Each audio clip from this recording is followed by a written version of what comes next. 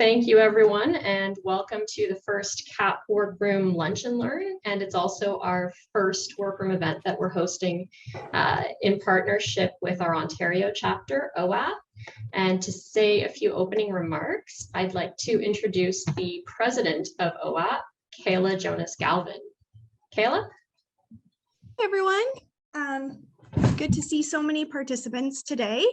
I'd like to start off by doing our land acknowledgement and acknowledging that I'm joining, obviously virtually, from where I live as a settler on the ancestral territories of the Anishinaabe, Haudenosaunee, and Wendat. And I'd also like to acknowledge that our panelists and our participants are joining from a variety of territories. And you'll hear a bit of screaming because I'm on mat leave and my little one decided that we're not sleeping at this very 10-minute that I'm speaking. So I just wanted to say welcome from OAP and CAHP, and we're happy to be working with CAHP on creating a response to these critical issues. In terms of our housekeeping, we want to make sure everyone has their microphone muted for background noise like this so that we can hear our panelists as they speak. And we can type anything into the chat, any questions you have for the end, and Chris will be moderating at the end. We'll also be talking about how we're putting together our response at the end. And just to say that this is an informal knowledge exchange, which is one of our OAP strategic plans. Or goals for this year, which is to create more conversation between the members and to have more informal exchanges. So nothing here is, everything here is educational. I'll hand it over to Chris to introduce our panelists. Great. Thanks, Kayla. For those of you I've not yet had the pleasure to meet, I am Chris Uchiyama, the current president of the Canadian Association of Heritage Professionals, and I am extremely pleased to be introducing our panel for today's workroom. Marcus Létourneau is the managing principal for LHC, Heritage Planning and Archaeology, an Ontario-based heritage consultancy established in 2015. He's also an adjunct assistant professor in the Department of Geography and Planning at Queen's University, and both an adjunct assistant professor and contributing associate for the Heritage Resources Center at the University of Waterloo. And he teaches a course called Heritage Planning for Practitioners at Algonquin College, and is the co-author of the second edition of Heritage Planning Principles and Process. Marc Denhez is a lawyer and retired member of the Ontario Municipal Board, the Conservation Review Board, and the National Capital Commission. He chaired the Government Industry Task Force on the future of Canada's residential renovation industry and has taught at 4 universities and lectured at another 30 in North America and Europe. Among his numerous publications are the books The Canadian Home, the Heritage Strategy Planning Handbook, and You Can't Give It Away. Andrew Waldron is the National Heritage Conservation Manager at BGIS. He's a former Parks Canada Superintendent, Canadian Registrar of Historic Places, and manager of the Federal Heritage Buildings Review Office. He's been president of the Society for the Study of Architecture in Canada, is author of Exploring the Capital, an architectural guide to the Ottawa-Gatineau region, is an adjunct professor at Carleton University in the history and theory of architecture, and an instructor in the Azrieli School of Architecture and Urbanism. He's also a founder of the National Historic Sites Alliance, a nonprofit organization of nationally significant historic places. Given the large number of participants in today's workroom, I'd ask that questions be held until the end of the presentations. And although we encourage everyone to leave your cameras on if you like, please leave your microphones muted to help preserve the quality of audio for everyone. Questions and comments can be entered into chat. We'll try to get to as many questions as we can at the end, but we'll also be collecting questions and comments as part of OAP and CAHP's joint response and submissions to some of the items on the environmental registry. Our first speaker today is Marcus Létourneau, and I'll ask that you please bear with us while we're transitioning screen sharing and in between speakers. Okay, thanks. And Mark, I think that's your first slide there. Great, thank you, Chris. Well, good afternoon, everyone. I've been told I have 10 minutes, so I will try and stick to those 10 minutes. I would like to thank CAHP and OAP for the opportunity to speak today. And I'm very pleased to be here as both an OAP and CAHP member, as well as an instructor of heritage planning. Today, I'm going to be considering the report of the Affordable Housing Task Force, which was issued in February of this year, in relation to changes that had already transpired because of Bill 108. I will also be probing an underlying issue that persists despite the best efforts of many in our community: the perception that heritage is a barrier to development. Now, Bill 108 made a number of significant changes to how heritage planning and conservation is practiced in this province. While these changes could, in and of themselves, be a tremendous discussion and debate, what is important in this instance is that the province has already taken steps to make changes in advance of the Affordable Housing Task Force report. Next slide, please. As we all know, there have been several key recommendations within the Affordable Housing Report that could have an impact upon heritage practice. I'm not going to discuss them at length, but I wanted to highlight a couple of them. In my reading of actually the report, there's a huge number of other recommendations that could have an impact on heritage. And I would really encourage everyone to look through it closely. Marc Denhez will be speaking a little bit more about point 12, but one of the things that leaped out for me was the discussion about things like heritage view cones and the language is not only providing standards or prohibitions. So I think these are some really important things to highlight. Ironically, though, Bill 108 had already made changes in response to similarly expressed issues and perspectives. For example, point 16B of the task force report calls for prohibiting reactive heritage designation after a Planning Act development application has been filed. Well, Bill 108 had already made changes in this regard by limiting the amount of time a municipality has to decide whether to designate a property once a Planning Act application is submitted. And further, the Bill 108 made designations on designation appealable to the decision-making OLT. Further, the province has raised the standard for designation bylaw requirements, as well as many heritage processes. I'm hoping everyone here has reviewed Ontario Regulation 385/21. The province really didn't, I don't think, did a great job in putting out about this, this regulation, but it specifically outlines how OHA applications must be structured and how OHA bylaws must be written. And this includes enhanced provisions for clearly identifying how specific heritage values relate to the identified heritage attributes. And ultimately, one of the things that OREG 385/21 does is to show that our decisions really have to be defensible. We have to be clear about why we're saying something has cultural heritage value or interest. Interestingly, in my observation, the task force report does not make a clear distinction between heritage legislation and planning legislation, nor does it seem to understand the interconnections between the two. And there have been some really interesting legal cases lately that are, I would argue, still in play that are highlighting this issue of the interaction between different pieces of legislation. Yet heritage and archaeology are still matters of provincial interest, and the Ontario Heritage Act and the PPS are still both in effect. To reflect upon an observation made by our colleague Dan Schneider, the PPS provides clear direction that matters of provincial interest are to be considered equally, and this still includes heritage and archaeology. Next slide, please.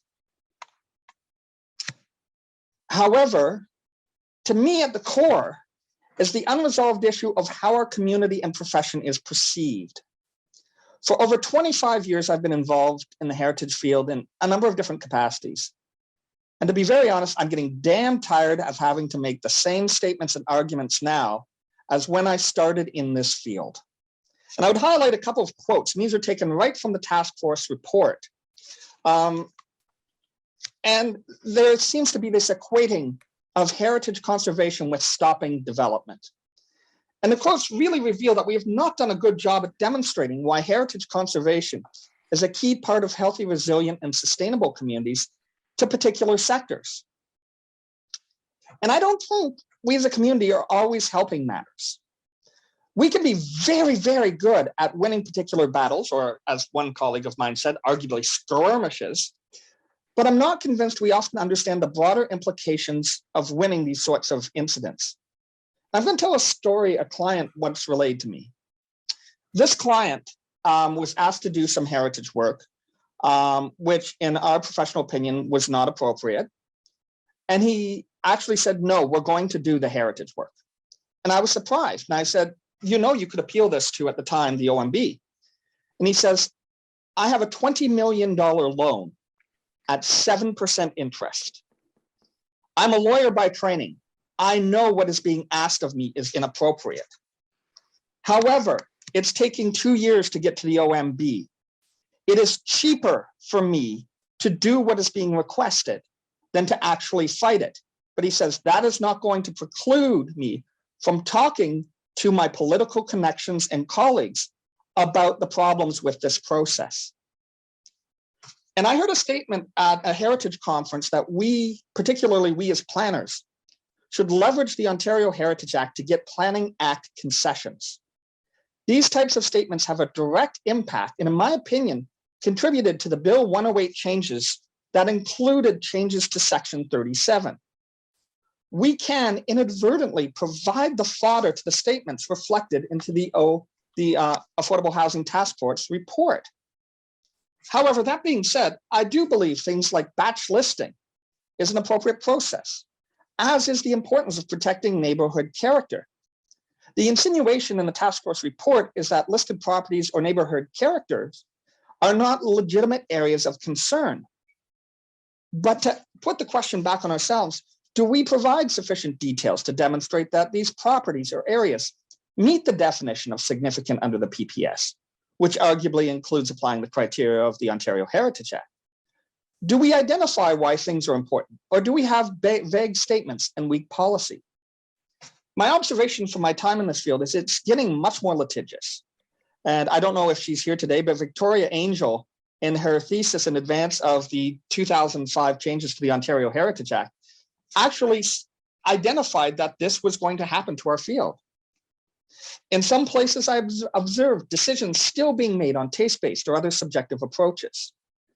I would say moving forward, we need to be clear on how our decisions are meeting legislative and policy requirements, as well as representing good planning and being in the public interest. And we need to recognize that there can be legitimate points of disagreements between professionals. I've had wonderful discussions with some of you, and some of you are on this call, about interpretation of policy and legislation. But you know, that doesn't mean that you're either with us or against us. And I think often that's the case. Next slide, please. And I also strongly disagree with the argument about heritage hurting property values in an back one, please. I strongly disagree with the argument about heritage hurting property values in an overarching way. I think we have to acknowledge, yes, there are cases, and we shouldn't deny this fact, but we should understand what happens in those certain circumstances. I'm not going to reiterate the numerous studies on property value and heritage, which overwhelmingly, and I'd argue, I think there's only one research project, which was from the US, that was funded by a particular perspective, that has not identified heritage properties perform at or above market price. However, when heritage arguably does have an impact, we need to be clear if it is perceptual or because the market does not want to pay for a structure where there is not unlimited freedom to gut and restructure. And that's actually, if for those of you who read the Globe and Mail, you always get, I think, these wonderful images of these, what they call the heritage properties, where they've gutted everything out in the interior. And for me, it raises the questions, have we engaged with the real estate and insurance industries to facilitate their understanding? The cases that I know where I've seen heritage actually have an impact were instances where there was an interior designation or a very, very restrictive easement. And the bigger question to me is whether would there be an impact with any type of restrictive covenant or protection on a property. And I'd say arguably that is probably the case. Lastly, I do believe that neighbors can have legitimate concerns about proposed developments. To categorize anyone who opposes a development as a NIMBY naively assumes that all development is good. I think it's really important that we have to look critically at projects, and we should be, as planners particularly, understanding that when we're in the public interest, we have to understand the public perspective. Last slide, please. Ultimately, in my opinion, the Affordable Housing Task Force report is ill-informed about heritage conservation and planning. However, we should not as a community rest on our laurels to say that it's so bad we can ignore it.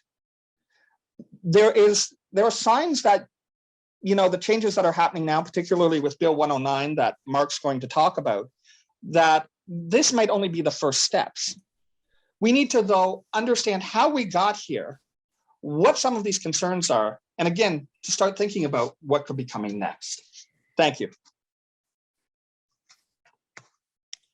Wonderful. Thanks, Marcus, very much. I think that leads perfectly into Marc Denhez. So I'll let you take it away, Marc. Thanks, Chris. First of all, if I may, I'd like to concur with what Marcus has just said. And he has pointed out there is a critical problem with branding. Branding in the sense that, let's remember the World Heritage Convention. The World Heritage Convention says, what are we all about? We're about giving heritage a function in the life of the community. And that is a form of development. If you look at, for example, the Canadian economy today, the construction industry is about 60% oriented towards the fix-up of existing buildings and 40% to the notion of greenfield construction. But you won't find that in the branding of development because, oh, no. Development isn't about fixing or reusing old buildings. No. As a matter of fact, I remember one lawyer in one of the cases that I had who said, yeah, you heritage wonks, you're all about three things. You're about pickling in formaldehyde, you're about shrink wrapping, and you're about freeze drying. And he said all of that in the same sentence. So yes, Marcus is absolutely dead on. One of the first things that we have to do is consider, have we branded what we do as a form of development? But that's not what I'm here to talk to you about today. I'm going to focus today on 3 points. The first is that when we look at the whole business of the task force report, we're looking at a play in 3 acts. Act 1 was the task force. Act 2 was Bill 109, and Act 3 is a bill to be presented after the election. So don't be misled. My second point is that some of these proposals could have a direct effect on how CAHP members do their work and even on the way they make their living, as I'll explain later. And my third point is that there are 7, count them, 7 weeks to the Ontario election. Ask questions, find out where your candidates stand, and make your voices heard. So now to business. In December, the Ford government handpicked a 9-person Ontario Housing Affordability Task Force. Within a lightning 26 business days over Christmas, the group claimed to consult 140 VIPs and draft its report, 30+ pages, 50+ recommendations, leaked to TV Ontario and broadcast January 20th. This logistical miracle, said the group's chair, was because they knew all the answers already. Feasible solutions are well known for what are called common sense changes. Yeah. He quotes an industry participant. For the first time in memory, everyone is aligned. The main target of that alignment was the Planning Act. And that's relevant to heritage, not only because of the role of heritage under Section 2 of the Act and Section 2.6 of the Provincial Policy Statement, but also because of the frequent recourse to municipal official plans in heritage disputes, and also the municipal use of complementary zoning powers from time to time.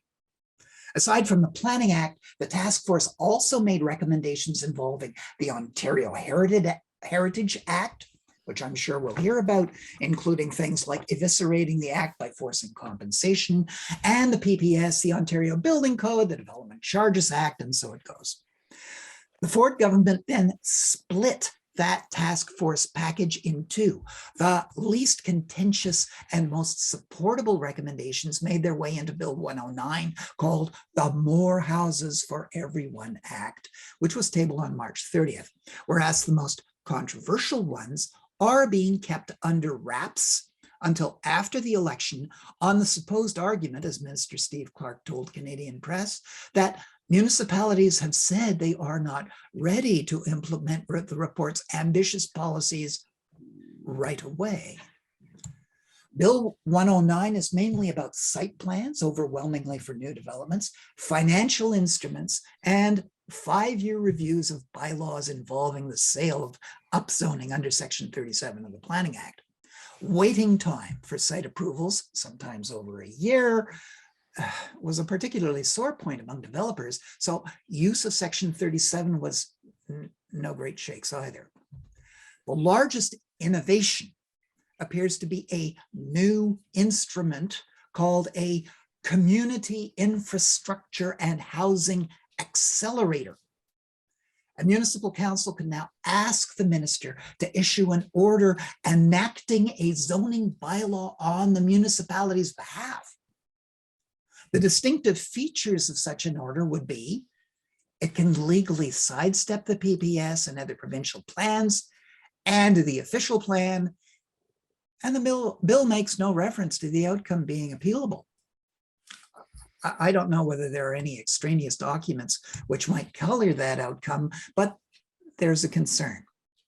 As in the existing ministerial zoning orders, which are a similar animal, though under a different name, there are no apparent statutory parameters to limit abuse, including potentially sidestepping heritage policies.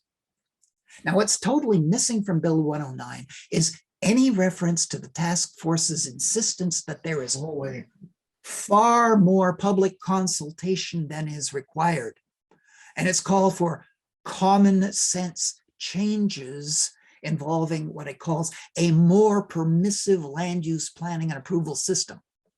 There was a positive recommendation supporting secondary suites, for example, in attics and basements, and laneway housing.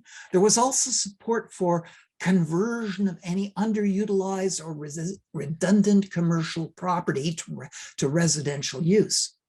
However, other recommendations are more contentious, and we're informed that behind the scenes, the government is preparing energetically.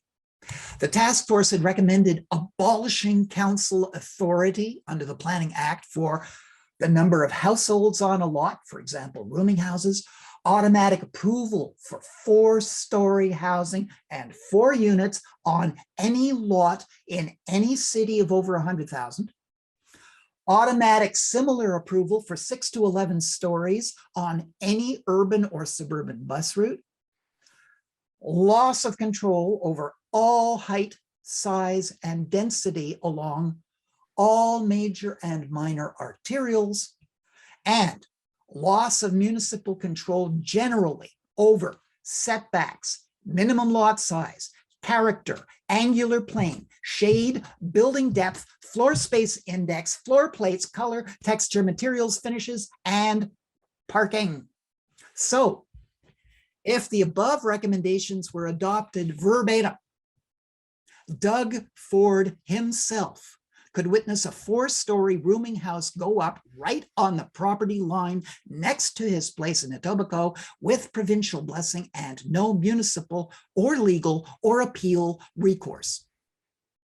The task force also called for a formal provincial ban on all bylaws for preservation and neighborhood physical character. It would penalize uncooperative municipalities via reductions in funding to municipalities that fail to meet provincial housing growth and approval timeline targets, and punitive damages at the Ontario Land Tribunal against the municipality. The task force called for the PPS to be amended to specify more clearly that residential intensification took priority over other provincial policies. The group alluded to eventual design guidelines centrally drafted by the province instead of councils, but offered no details. The report also ventured into the Ontario Building Code's safety requirements for 2 exits from a home in an emergency. The province should allow single staircase construction for up to 4 stories, allow single egress, etc. Public consultations would be abolished on various applications under Section 45 of the Planning Act. And last but not least, one task force recommendation would directly affect the livelihood of CAHP members who testify at the Ontario Land Tribunal, particularly if it's for individuals or organizations opposing a development. To deter community groups or neighbors from accessing that OLT appeal process, the draft proposes not only that they obtain leave to appeal, but also that their appeal application fee be increased to $10,000. The task force also recommended more OLT cost awards against them. Public reaction. Some development organizations professed glee. Others were more circumspect and chose their words carefully. In 1944, British real estate mogul Lord Harold Samuel had said there were 3 principles to real estate: location, location, location. Home buyers aren't just buying bricks and mortar. They're buying location, and they may not love even the possibility of a 4-story rooming house going up on their property line next door. Some developers realize this, and they realize that if the buying public loses trust in the long-term value of their locational investment, that can't be good for the abiding health of the market. But the report said nothing about what such a situation might do to the confidence of home buyers. And if the Ford government is entertaining such suggestions, even in the heart of suburbia, at the very core of its base, then what can be expected elsewhere? In the words of Minister Steve Clark, there's much more to do. What we see in Bill 109 is only Act 2 of the task force business. What we'll see in Act 3 will depend on what Ontario witnesses over the next few months. So to recap, this is a play in 3 acts. Act 1 was the task force, Act 2 was Bill 109, and Act 3 is a bill to be presented after the election. Second, some of those proposals could have a direct effect on how CAHP members do their work and even on the way they make their living. Third point is that there are 7 weeks to the Ontario election. Ask questions, find out where your candidates stand, and make your voices heard. Thank you. Thank you, Mark. That was a wonderful overview and lots of questions for us to ponder. We are going to move on next to Andrew Waldron. And again, I'd encourage you to share comments, questions in the chat so that we can, we've saved lots of time at the end to address questions and discussion so that everyone can get involved. Okay, so I will move over now to, I think we're seeing Andrew's presentation now. Maybe put it on full screen. Actually, let's see if I'm not sure it'll let me right now. Okay. No, it's not going to let me. Okay, well, that's fine. So first, I'd like to thank Chris and Kayla and Theodora and members of the of CAHP and OAMP for inviting me to give this short but very high-level presentation on the report. As you just heard, others know the legal and policy ramifications probably better than me, but we can see over the past few years there's rapid changes to these acts in Ontario. And I think it's a little overwhelming in terms of if you were someone outside of our business or outside of the bubble of planning, and I think possibly to distract us. So I'm glad that we're having this. I'm glad that Marcus and Mark have taken their time to be on this call. Next slide. So I'd like to break this down into 6 themes. First, I'd like to discuss a little bit on post-war modern planning and how it affects the impact on heritage conservation. Second, I'd like to look at the deregulation of housing controls in recent years. Third, on communities being dependent on experts actually like ourselves. Even though there are many experts in these communities, they don't lack the empowerment, or they lack the empowerment. Fourthly, I want to look at aspects of heritage, the ethics of heritage conservation. Fifth, the use and abuse of this concept of missing middle that you'll see in the report, defined in the report. And lastly, some recommendations that may benefit all of our communities. Next slide. So despite the talk of sustainability, active transportation, conservation, essentially we're still in a modernist planning model. It remains intact. And there's been little shift away in North America planning from this post-war model, especially in the housing market. Next slide. The 1960s planning approach remains. You can see this around us. Housing types, infrastructure, consumerism remains overwhelmingly what we know as the Canadian dream, or the the American dream. Despite all this discussion about change, it's still the typical pattern. Next slide. So a developer, whether pursuing it could be a high-rise condo or even tract housing, the same parameters exist to continue to develop a low-density developments that negatively affect our society's health, our cohesion, and even possibly in some areas, political thought, our democracy. Next slide. So the urban planning model that we know is the famous Le Corbusier's Ville radieuse that was embraced by Canada after the Second World War, for example. Next slide. This is the imagination of what's going to be the Vaughan City Centre, north of Toronto. So same model, follows the late 70s, early 80s model of, next slide, of the Mississauga model. Next slide. So according to the task force, exclusionary zoning should be updated. Now I agree with this idea, but the ongoing modern planned growth means this gentle density, or what are they called, the missing middle, and other densification will impact, it'll clearly impact heritage conservation districts, both urban, probably rural, and likely cultural landscapes. This also has a significant impact on where there are historic places near transit corridors. This is one of the recommendations. Next slide.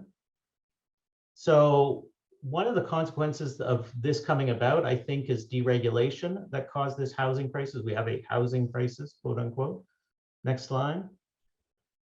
And the deregulated rental market, I think, is part of the issue we're dealing with. This so-called developers' desire to remove red tape, it's in the report, is essentially, in a low interest climate, a trifecta in raising prices of housing. The other aspect that's happening is that people are upsizing. They're buying properties, they're demolishing houses, they're building large houses, they're not building, granny flats and so on. And this is causing their prices to rise, in turn, raising the property values by impact. Next slide. So communities are challenged to have a voice in all of this decision-making. There's a professional and political hegemony essentially controlling community decision-making. Myself and our community association here in Lowertown in Ottawa, we aren't funded, for example, as other community associations are.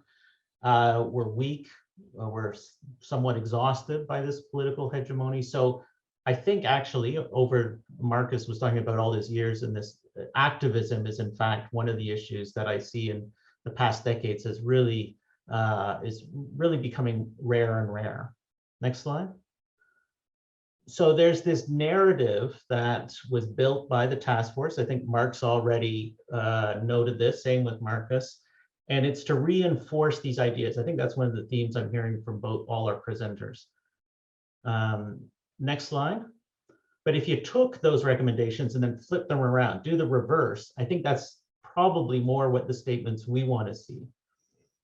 And these are more honest statements than what we see in the report. Next slide.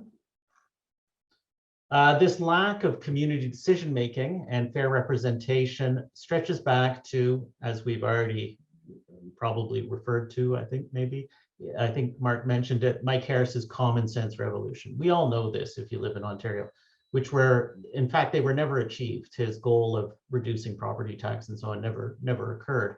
It's actually disenfranchised people living in historic neighborhoods. And we see this constantly in the city of Ottawa. Next slide. There are, of course, many times in my experience that I've been told that we need to, I'm often told we need to balance heritage with development and other needs. Next slide. And what's resulted, there's examples of heritage experts basically supporting proponents' projects without even respecting municipalities' own governance and legal processes. Of interest, one of my personal observations is how professionals interpret or even misinterpret the standards and guidelines for the conservation of historic places in Canada. Next slide. Then there is the task force encouragement for intensifying housing in existing urban areas. Next slide. So there's 3 recommendations which some municipalities are fortunately not endorsing that will have a major consequence on the integrity and protection of heritage conservation districts. And I think these are completely misinformed recommendations, and I've written about that. Next slide. And I think, yeah, we've noted other municipalities have been against some of these recommendations. For example, this so-called missing middle argument that may, I think it's going to be used to undermine more sustainable approaches to conserving existing affordable housing. Here's an example. This infill was demolished. These 2 properties were demolished despite full community resistance. The staff at the city dismissed their concerns and essentially replaced it with this maximum zoning height building, which is not affordable anymore. If you can see there, you may not be able to see it, but they're being advertised as expensive luxury apartments. Next slide. A similar example of how this missing middle can have serious impacts on the historic integrity of an area. This is this gives us, the communities, the pejorative, I think it's already been mentioned about NIMBYism. That's something we need to really unpack about how this is being used by the task force. Next slide. Again, the simple answer would be just to follow the legal intent rather than constantly seeing all these requests for variances. So much of the bureaucratic business is about variances. And I think overall, if we were as members, CAHP members or OAMP members, I think actually this switch could be very beneficial to our business. We're simply reacting to all these changes. Next slide. And so I thought maybe perhaps we can go back to first principles and develop a new framework for protecting historic places while also building sustainable, dense, accessible communities. So we all talk about this, it's not really happening. Next slide. So to quote Franz Kafka, let's start with what's right and not what we are always accepting. Next slide. So some thoughts would be to address, I read this report and it's really based on quantitative methodology. It doesn't really address qualitative methods to understanding the housing issue. I think it's almost like a commodified piece of property. It's not really recognized as how to build a community. And even considering, I think if everyone's read Elaine Scarry's work on the demise of beauty in the 20th century, there should be some way in which we treat our housing, our townscaping, even modern infill with compatibility that creates this sense of beauty. So this report is just addressing a commodified piece of property. And trust communities. I find that collectively, they know more than any individual heritage expert or planner tells them. I think they're wiser, they hold the wisdom, and I think that's part of our role is to really bring out that than listening to a development company. And finally, next slide. So this isn't really a negative finish, but I did want to conclude with a philosophical thought. Don't be hopeful. This is something, I think hope is a little bit of a curse, because what we do is we rely on the future. We always say, oh, well, it will come. I know Barack Obama used it, but we'll just see in the future what comes of this, and we'll never really address it. And I wanted to quote Oliver Berkman's in his recent book. He said, to give up hope is to re-inhabit the power they actually have. So I think we're doing this on this kind of discussion, but it's certainly something where the task force is going to have a huge impact on us if they take. Now, Mark has already laid out some of the political strategy involved, but I think there's going to be some very tough questions coming out for us and how we address these in our communities. Thanks. Thanks, Andrew. That was, I think between the three of you, we've got a really good understanding now of the sort of roadmap that we're dealing with, what's happened in the past and what we're headed into. So we've got some time right now for questions. If anyone would like to ask, I think we've got a small enough group that we can do this rather than through chat. If you want to unmute yourself, obviously don't do it all at once. I might have to remute people if they do that, but we can certainly open up the floor. And maybe while everyone's thinking of questions, Mark, one of the things that you really reinforced was the fact that we've got this 7 weeks till the election. Maybe I'll ask all three of you on the panel, what are some of the questions that we need to be asking candidates leading into this election around the topic of housing? I think we all recognize that there is a housing crisis. There's certainly a housing affordability crisis. And I think it's important to also note that this report and this bill has nothing to do with affordable housing. It's about housing affordability. I think that's something that we all need to really reinforce over and over and over again. But I wonder if Andrew, Mark, and Marcus, if you have any ideas about specific questions that certainly you might be asking your candidates. Well, for me, it's essentially, how do you manage this infill in urban areas? I live in a downtown core, and we sit on massive amounts of land that is unused that could be infilled, and yet much the attention of any infill is on property that's already been developed. So where demolition is one option, or height limitations on zoning and so on. So this is something we're always asking, and the councillor, unfortunately, as we know, as I said in my slide, we have a situation for many of the committees, the vote goes to the suburban and rural councillors. They vote in favor of whatever developer is proposing, and so we lose our representation. One solution which was proposed was to have subcommittees, so we have an urban, suburban, and rural subcommittee making decisions. So, Marcus? Sorry, yes, I was going to suggest as well, I think one of the things that we haven't done as a community very well in the past, and some organizations have done this in the individual communities, is to try and understand what the candidates actually understand about the heritage field and the heritage profession. What is actually engaging in the conversations with some of these candidates. And I know some of the people who are on the call today have done this. But I think, having that conversation of, well, here's what we're seeing in the Affordable Housing Task Force. What is your party's position? What is their plan? How are they viewing heritage as a profession? Do you see the benefits? And actually having that conversation, I think one of the challenges I've seen is we often take it for granted is, well, it's obvious that this is a good part of our communities. And I don't think we've done as good a job saying, well, it is a good part of the community. How is your party, or how are you as a candidate going to reflect this? And I've seen, being here in Kingston, we usually always get the perfunctory statement that Kingston is a wonderful heritage community, but the parties have very, very, very different perspectives on heritage. My own suggestion is twofold. First of all, there are things to emphasize and there are things not to emphasize.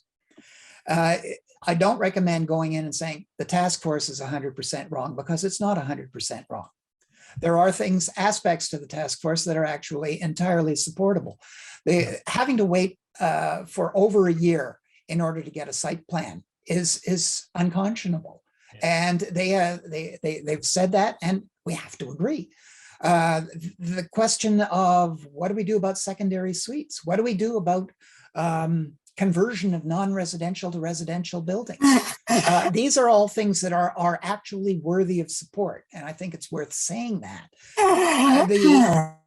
The area which is probably going to run into the worst opposition, however, and the most trouble for the task force, is the question of the evisceration of municipal authority, because essentially you can take the Planning Act and pitch it into the wastebasket. You can take the Ontario Heritage Act and pitch it into the wastebasket. You can do things with various other statutes. You are going to be running into, they are going to be running into major headwinds on the part of everybody in the province who happens to believe in something called planning and something called municipal authority and the right of democratically elected councillors to make decisions having to do with the future of their communities. Those are, I suggest, are going to be the hottest buttons to push over the next little while. But the other hot button is, as Marcus correctly pointed out, this is all about development. And it astonishes me, completely astonishes me, that nobody reads the stats. In this country, we have $7 trillion worth of existing buildings. The fix-up of that investment, of those assets, is worth $120 billion a year to the GDP of this country. But it's not development. Okay, the fact that it's half again as large as new construction doesn't seem to register on the part of any of these people. And so I suggest the first thing that we have to do is say, look, we know that heritage needs work. All the iconic districts in Canada a generation ago were considered slums. That's why they weren't redeveloped in the first place. Can you imagine, however, if you a country where there was no old Quebec or old Montreal or Gastown or Byward Market? These were all areas that were actually taken and made functional for the life of the community. And a lot of jobs ride on that, and a lot of investment. And let's remember, ladies and gentlemen, in this province, in Ontario, 1 out of every 8 buildings was built prior to World War II. That's the size of the ballpark we're dealing with.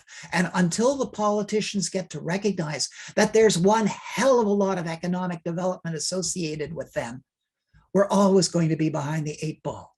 That's what we have to get out front. Fantastic. Those are excellent comments, Mark. Yeah. Yeah, Lindsay?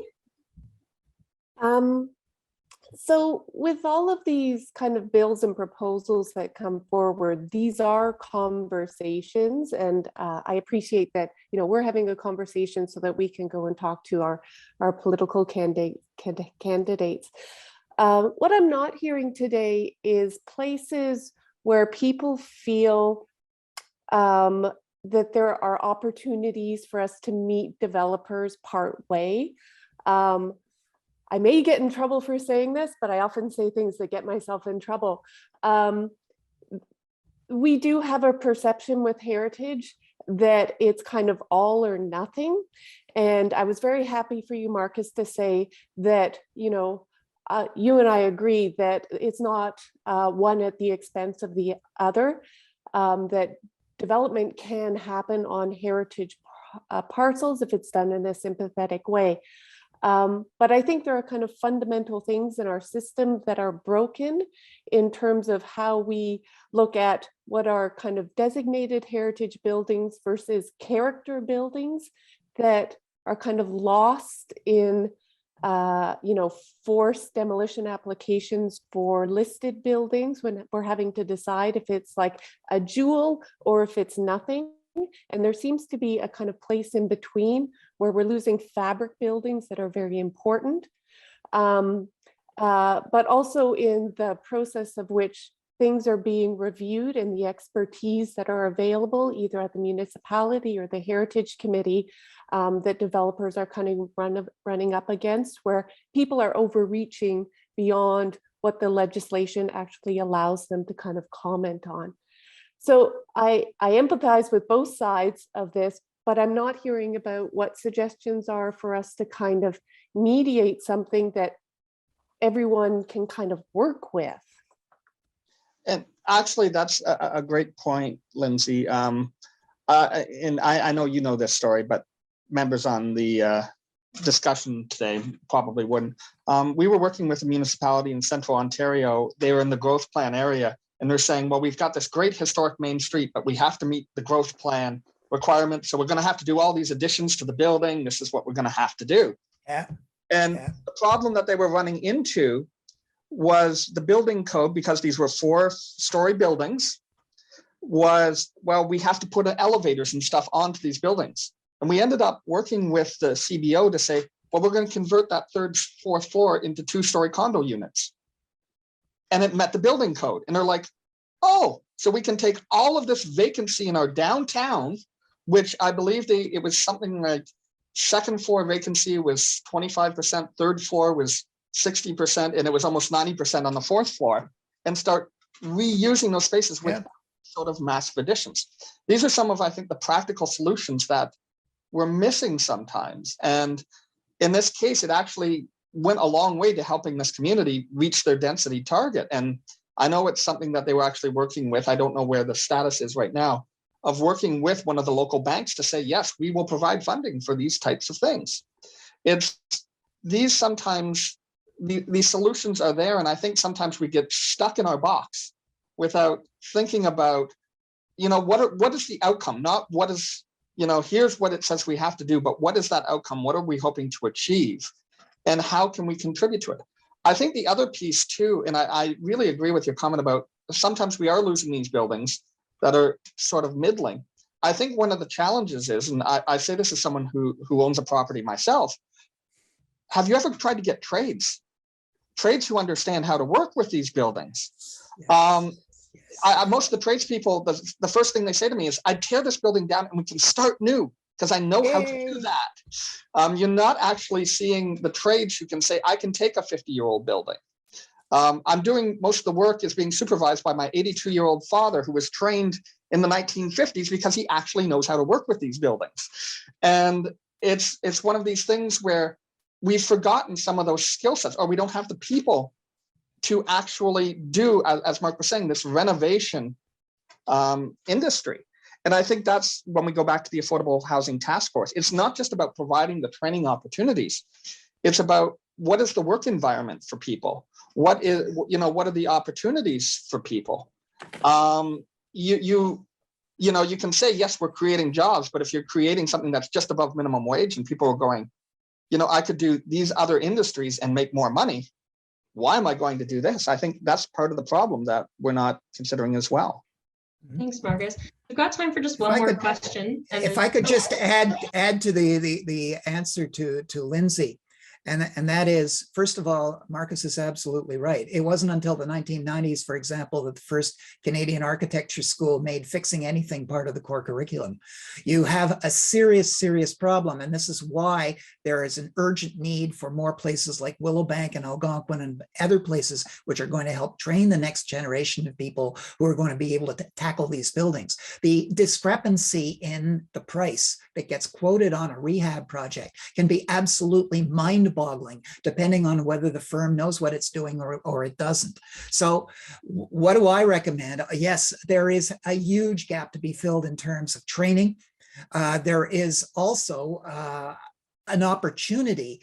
The industry itself knows perfectly well that 60% of the workers right now are in fixing up buildings as opposed to building new ones. And that's why the Canadian Home Builders Canadian Home Builders Association, for example, is the parent organization for the Canadian Renovators Council. Now, the Renovators Councils, which are decentralized across all the major centers across Canada, tend to focus heavily on things like, let's have a new granite countertop in your kitchen and let's have a new walk-in bathtub. Sure, that's the lion's share of the business, but they also have a lot of people who are working specifically on fix-up, and that's the first door to knock on, because once you get into the Renovators Council orbit, then you'll have direct access to the rest of the new construction industry. And you discover that most of the developers, certainly all the developers I've ever met, will say, I don't have ideological objections to fixing up an existing building, an old one, including an old one. I have no ideological objections about kicking out the asbestos or the knob and tube wiring or the mold. My objection is, I don't know what the hell I'm doing. If I decide I'm going to knock the sucker down and build new, I have all of the contractors and suppliers on my speed dial. If I decide I'm going to fix the existing building, what the frig is a plasterer? So until we get that problem solved, there is going to be a continuous problem with the development industry.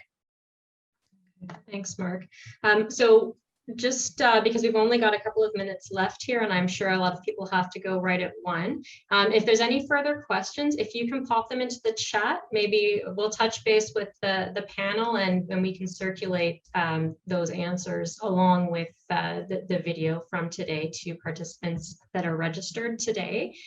But in these last couple of minutes, I just want to give a bit of a summary of and next steps for CAHP and OAP. So as we've discussed, there are a number of troubling recommendations that have come out of the task force's report released in February. And I think we've already touched on some of the more troubling heritage-related recommendations. And kind of we dodged a bullet with Bill 109, but as we've discussed, we didn't really dodge the bullet. We've just saved us some time until probably right after the election. Of concern is still this community infrastructure and housing accelerator that we will be responding to. And then the other changes proposed in Bill 109 are less heritage specific, but that doesn't mean they're not tangentially of concern to us. And again, this is just the next act in what will be a multi-act play. And there is a specific plan in place to continue making these changes, including the heritage recommendations. So right now, there is on the environmental registry, the province has consultations on Bill 109, More Homes for Everyone plan. Yeah, it's been tabled, it's on the environmental registry. We'll pop the link into chat for everyone that wants it. There's the proposed Planning Act changes that CAHP and OAP will be making a submission on, as well as the Community Infrastructure and Housing Accelerator proposed guidelines. But also, and it feels purposefully confusing, but also part of this consultation process are opportunities to increase missing middle housing and gentle density. And one of the things we will be doing as CAHP will be providing a submission that takes all of the examples that we received from members of successful heritage projects that help to answer the question of gentle densification, missing middle, and we're going to be providing that as a submission as an innovative solution to meeting some of the housing needs. So thank you to all the members that have provided those successful examples. Please feel free, if you have other examples, pop them into chat. We'll be taking all of the comments and questions and taking them into account in our submission. And over the next week, we'll be circulating that text to CAHP OAP members, as well as to anyone that registered for this particular workshop, so that if you'd like to see the text that we submit and use that text to amplify our concerns, and we'll also be sharing it with our partners at the National Trust, Ecomos Canada, and the Indigenous Heritage Circle as well, so that hopefully we can have a bit of a common voice on some of these issues. And again, it's not not the last step. I'm sure we'll be having more of these discussions and more of these submissions in the coming years. So thank you to our panel. It's much appreciated. And thank you to everyone for taking time out of what is a short week and I'm sure a busy day. Thank you all. Thanks, Chris. Thanks, everyone.